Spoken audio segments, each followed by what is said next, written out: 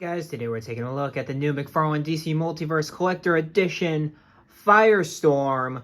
Let's get a better look at that packaging, shall we? And here we, of course, up close with the packaging, we of course have Firestorm and all the other contents. A lot of stuff to go over there. You, of course, have McFarlane Collector Edition in the gunmetal kind of foil. And because of the fact that it's gunmetal foil, it's going to be hard to show up on the actual camera because of the way my room is painted here in all gray. It doesn't have much reflection, but you of course have the DC Multiverse logo at the bottom, silver nameplate with Firestorm, and it looks really crappy. On the side, you of course have the Firestorm nameplate again, DC Multiverse logo up at the top, number 4 out of the collector edition line at the bottom. This really good looking art, but it's not done by George Perez. And if you see up there, it's Firestorm from Crisis on Infinite Earths. I've read Crisis on Infinite Earths. This is not what it looks like. You've got some Kirby crackle up there. I appreciate that. But still, this is not Firestorm from the book at all. But it is what it is. I mean, I'm not too picky about it. It's just the thing that bothers me. Source the right material, you know. And then you, of course, have the McFarlane Toys social medias over there. You, of course, can follow them on Facebook, Twitter, and Instagram. On the other side, you, of course, have the McFarlane Collector Edition Firestorm from Crisis on Infinite Earths, I guess. And then you, of course, have the number 4 again for number 4 in the line. You, of course, have McFarlane Toys logo down at the bottom. Then on top, not that much. You, of course, have the 22 moving parts and the McFarlane Toys logo right there, as long as the 12 plus as well. On the bottom, it's a black kind of box we've got here, so that's new. And you, of course, have the Justice League legalese right there and all that jazz. And you, of course, have the barcode for all you barcode hunters out there. Alright, guys, let's get this dude out of the packaging. And alright, we have Firestorm out of the packaging. And of course, before we take a look at the figure, we're of course going to take a look at the other contents of the figure, which are quite extensive, I might add. It's a welcome surprise getting a lot of accessories from McFarlane. Who would have thought? First up, we're going to, of course, give, we're going to do the basic stuff out of the way first. We have the base, which, I love with these collector's ones. They come with the actual, like, laminated DC logo instead of, like, the black logo right there. You actually have the white right there, so you can actually see the DC logo. Nice little addition there. And then you, of course, have the stylized card, which this isn't from Crisis on Infinite Earths, I'm telling you. I don't know what it's from, but it ain't from Crisis on Infinite Earths. It's too modern looking. You, of course, have the foil thing along the side. On the back, you, of course, have the origin for Firestorm, where, they basically get combined somehow, and that little thing on his chest is like a nuclear reactor on his chest to keep them fused, and so that they don't basically blow up the world from being an unstable nuke. Hopefully I don't get demonetized by saying nuke. Anyway, or mentioning a weapon of any kind. And then we have what's going to be my first complaint is the card stand. Since Todd, buddy, if you can put these in with characters like this, and you have all kinds of accessories, right? Why not flight stands? He can fly. In fact, the whole wave really can fly. Hawkman, him, and Sinestro. They all can fly, right?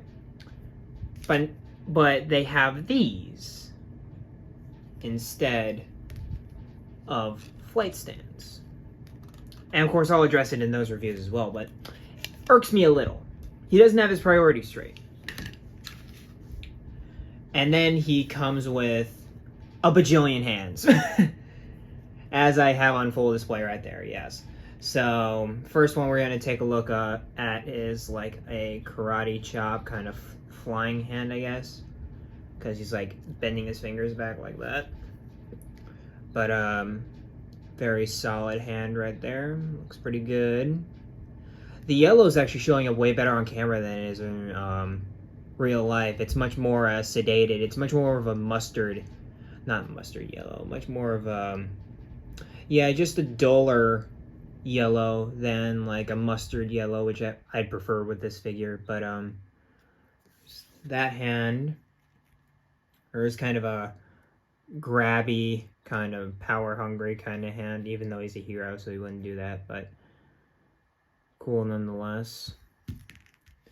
We also have the fist for the opposite hand, for the right hand, since I kind of switched them out with that finger hand right there. Of course, the other flying hand. Now we have some effect kind of hands, which look really dope, but I got one problem with them. And here's him throwing some fireballs. That looks pretty cool. And I love the way that they kind of painted it to be like, here's the normal color. And I think the seam is done relatively well between the yellow color and the actual energy color. I think it's done very well. Then you also have this kind of fire looking piece on top of the other grabbing hand, and this looks great. I love hands and abilities like this. I love it when you can see the ability dripping from their hands. It's just such a cool image, and so this is right up my alley. This is probably my favorite hand. And then one thing I find really interesting is that Todd put in 2 of these hands, which it only makes sense if you actually put them on. So, and this will actually give us reason to talk about the pointer hand, is that these are facing out like this, right? You put it on like that. And he's like punching you full of nuclear energy. It's a cool idea. It's a cool idea. It just doesn't look good from anything other than this, if that makes sense. And then you pull that out. And we, of course, have, if you can stand, I know it looks goofy. But then we also have this pointer finger, like he's making like a finger gun or something like that.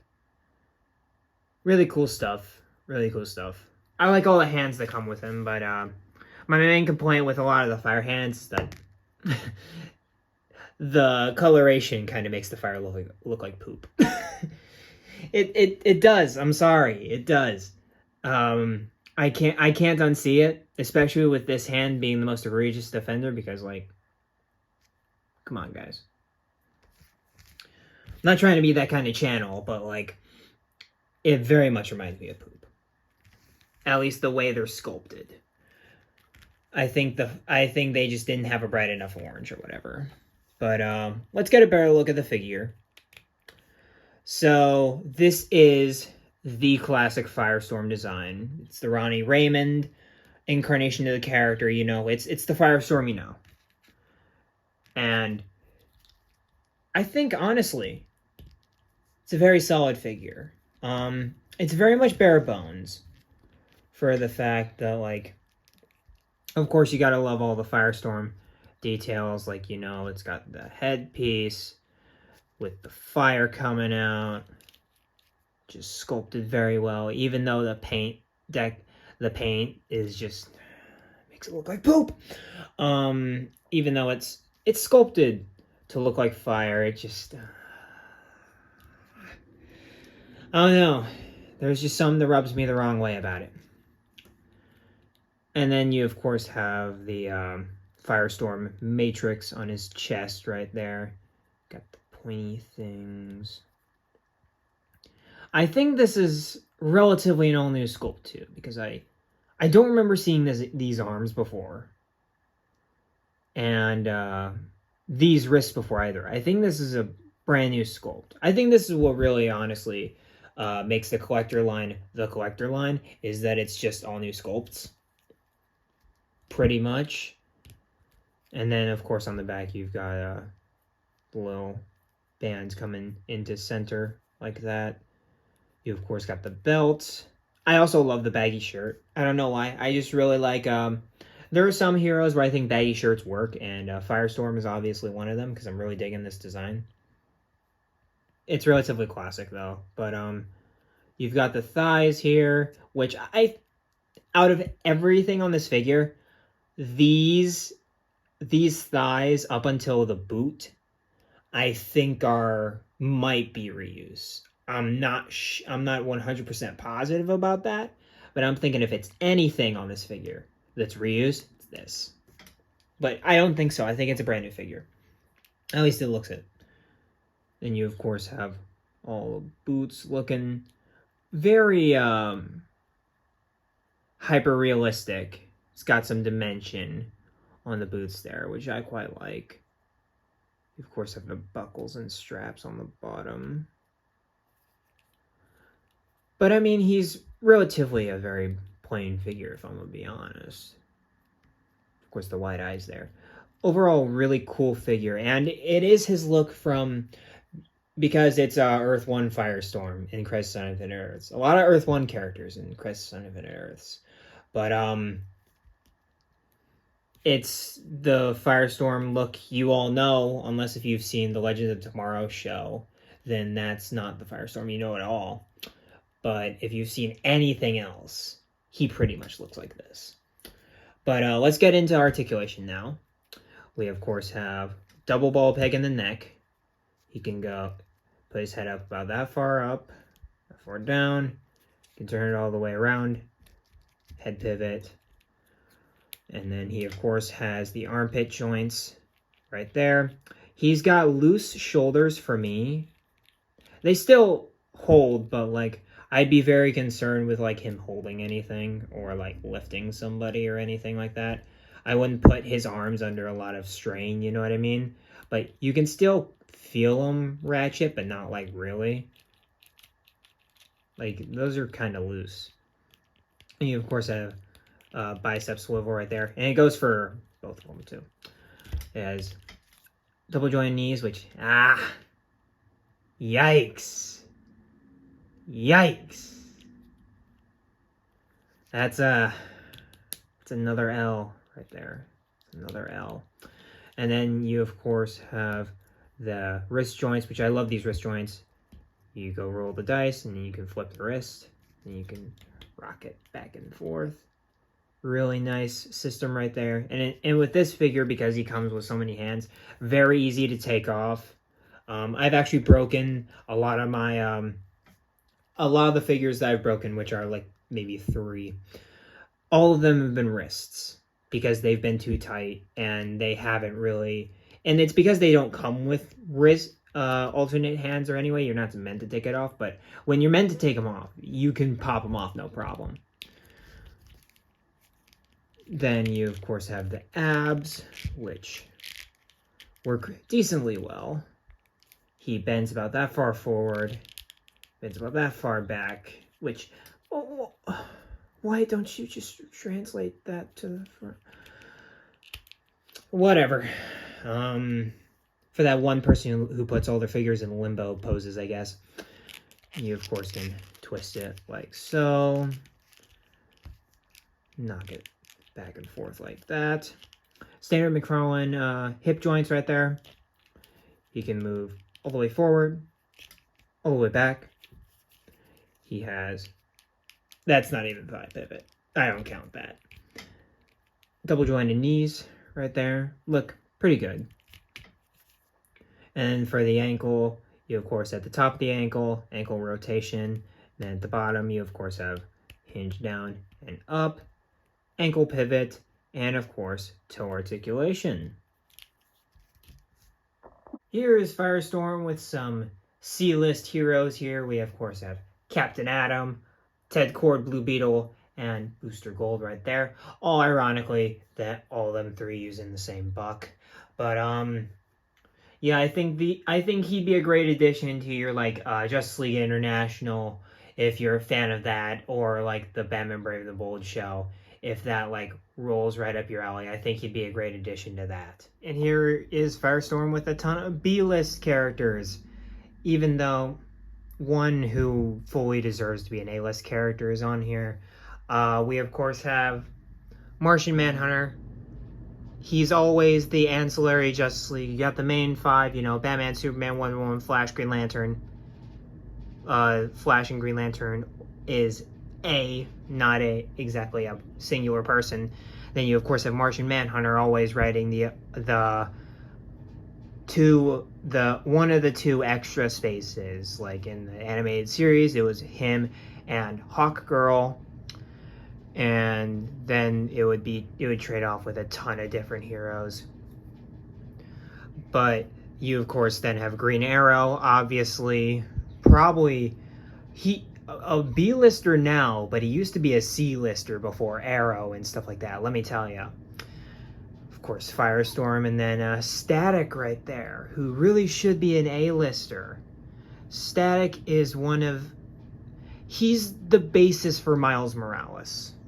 Like, he is the original Miles Morales. He's the black teen superhero, you know what I mean? Absolutely fantastic character. But anyway, I'm getting off track here. They look fantastic together. Ollie a little less so, but it kind of feeds in because of the textured bits on the uniform there. But I'd say overall it's pretty much a miss for Oliver there.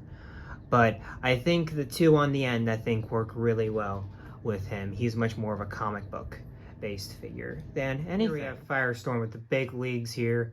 We, of course, have Batman, the Flash, and Superman right there. Of course, these two both being from Hush, and that's the Flashpoint version of the Flash. And these look great together. Like, truthfully, these look fantastic. And even though he's definitely much more of a slimmed down, kind of sleeker, more comic booky kind of character than he is, I think more Batman and Firestorm ironically look good together, even though this character is much more realistic. Which brings me to Superman here, which I think is the best of both of the comic book, but also kind of realistic, but not really, because he wears bright colors. And I think Firestorm nails that quite a bit. Besides, I wish he'd have the color of the boots on Flash for the yellow sections. I think it would have worked a lot better than it did. Yeah, I think he deserves that yellow, bright kind of picture about him. But, of course, they all look fantastic together pretty much. If it's a comic book-based figure, he'll go great with them. And that's kind of it for this review as we're winding down here. Kind of my final thoughts, kind of off the dome kind of thing here. But when I first saw that Todd was making Firestorm, I was like, Firestorm, that's an interesting choice. I mean, it's Firestorm. People love Firestorm, but I was like, oh, and when I got the wave, I was like, oh, Firestorm will be cool. And then I saw all the hands that came with him, and I was like, oh, that's interesting. And then just having him in hand, he's very fun to play with and mix around different posing options. And like finding the thumbnail for this video was a blast, an absolute blast, because of course you've got that hand right there. You of course have him throwing fireballs. You've got these two that look stupid when they're not placed directly in front of your eyes. And then you, of course, have, the pointer, the other gripping hand, whatever these are. Like, there's so much playability with this guy. It's incredible. And I think that really does lend to the fun factor. And, of course, he's just one of those characters that you can put on a flight stand and he'll look really cool. And I think that's one of the biggest sins that Todd did to this figure, is not giving him a flight stand. Like, Firestorm is a character that flies, man. He needs to stop giving flight stands to characters that are just Superman. I'm sorry. It's just, it has to stop. Like, the only other one was Batman Beyond. And he barely flies. But characters like, I don't know, Green Lantern, Shazam, Firestorm, Alan Scott, Green Lantern. Like, none of them have flight stands. Only Superman-related figures have flight stands. And it's so annoying. Like, Todd, this guy should have came with a flight stand and not this piece of junk. You know what I mean? It just irks the living heck out of me. And because of that, I have to give him a 9 because he doesn't come with a flight stand. Yes, I'm that irked by it. But besides that, he's a fantastic figure. He's got playability through the roof. All the different, you know, display options. Like, he's a fantastic figure. I'd highly recommend you guys pick him up, especially for the playability factor. And if you want to, like, a lesser known kind of character, I mean, he's pretty well known now because of his appearances in the Arrowverse. But outside of that, he's a decently lesser known character. If you want, like, a good basis for your, like, JLI or stuff like that, get Blue Beetle, Booster Gold, and him up there. Captain Atom too. I think that would be a pretty solid starter for a JLI, you know what I mean? And then, of course, you know, if you're building just a huge Justice League, if you're just collecting heroes, flyers, like, whatever you need, he's gonna fill that role quite nicely. The only thing he doesn't fill is, like, Vigilante Bat Family kind of characters. But besides that, he's a pretty cool figure. I really dig him. I'm glad and happy to have him, to add him to my Justice League lineup. And I think you guys will be happy too, hopefully. But that's pretty much it for this video. Of course, like, comment, subscribe, all that good stuff. Tell me what you think about Firestorm down in the comments below. And as always, keep collecting and be kind of peaceful out there, y'all. And I will catch you guys in the next review coming on Thursday. I will see you in the next video. Peace.